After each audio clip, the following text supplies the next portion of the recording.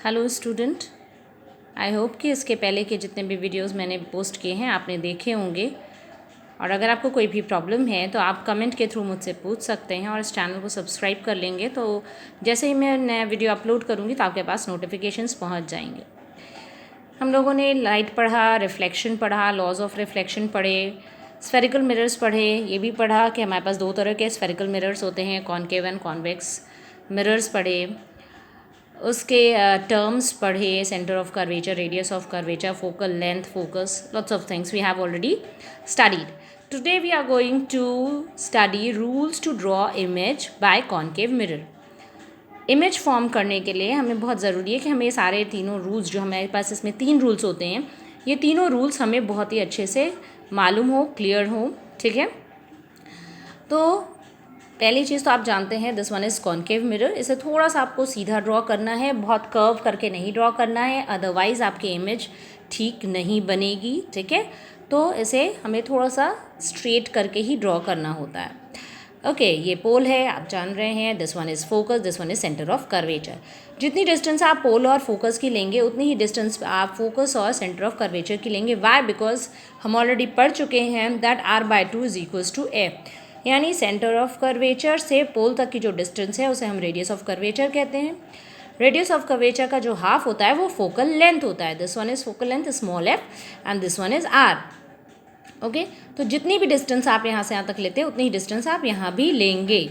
ठीक है, तभी आपकी इमेजेस प्रॉपर बन पाएंगी. तो पहला रूल हमारा ये कहता है कि जितनी भी रेज ये प्रिंसिपल एक्सिस के पैरेलल जाती हैं, ठीक, वो आफ्टर रिफ्लेक्शन, यहाँ से रिफ्लेक्ट हो रही है, रिफ्लेक्ट होने के बाद वो क्या करेंगी, फोकस से होकर के जाएंगी.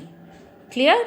अ ray of light parallel to the principal axis after reflection passes through the focus. Clear है?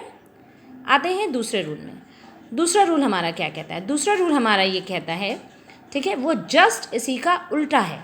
कैसे? चलिए देख लेते हैं. फोकस से पास होती हुई कोई भी रेज जाएगी तो रिफ्लेक्शन के बाद क्या होगा, आफ्टर रिफ्लेक्शन वो प्रिंसिपल एक्सिस के पैरेलल हो जाएगी. क्लियर? क्या है?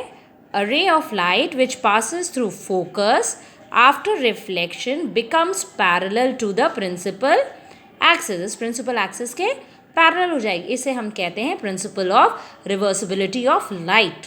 क्या मतलब है इसका? कि अगर हम लाइट रे हमारे पास आ रही है, ठीक है, और अगर हम उसके पाथ में कुछ ऐसा रख देते हैं जिससे वो रिफ्लेक्ट हो जाए तो वो उसी पाथ पे रिफ्लेक्ट होगी. ठीक है, जहाँ से वो आई है, जिस पाथ से वो आ रही है उसी पाथ से रिफ्लेक्ट हो जाएगी. इसीलिए ऐसे हम कहते हैं principle of reversibility of light. यहाँ पे देखिए, पैरेलल आई तो फोकस से गई, यहाँ हम कह रहे हैं फोकस से गई तो पैरेलल गई, रिवर्सिबिलिटी हुई ना. ठीक है, तो लाइट जो होती है it follows the same path after the reflection. ठीक है, क्लियर? तीसरा हम पढ़ने जा रहे हैं. तीसरा रूल जो है ये बहुत ही इम्पॉर्टेंट रूल है. ठीक है, तीसरा रूल बहुत ही इम्पॉर्टेंट रूल है. ये रूल क्या कहता है? ये रूल हमारा ये कहता है कि सेंटर ऑफ कर्वेचर ये है, कोई भी रे अगर सेंटर ऑफ कर्वेचर से पास हो रही है, तो आफ्टर रिफ्लेक्शन के बाद, आफ्टर रिफ्लेक्शन ये उसी पाथ पर रिवर्स हो जाएगी. ठीक है, उसी पाथ पर लौट जाएगी. ठीक, तो a ray of light passing through the centre of curvature, okay, it will follow the same path after reflection के बाद वो सेम पाथ फॉलो करेगी. क्लियर? आज हम लोगों ने 3 रूल्स पढ़े. पहला रूल हमारा क्या कहता है? The ray parallel to the principal axis goes through the focus after reflection. दूसरा क्या है? प्रिंसिपल ऑफ रिवर्सिबिलिटी है. वो क्या कह रहे हैं कि if the ray is passing through focus then after reflection it becomes parallel to the principal axis. Third क्या कह रहा है कि if the ray of light passes through the centre of curvature it will follow the same path after the reflection. ठीक है, ये हमारे 3 rules हैं. I hope it is clear. Thank you.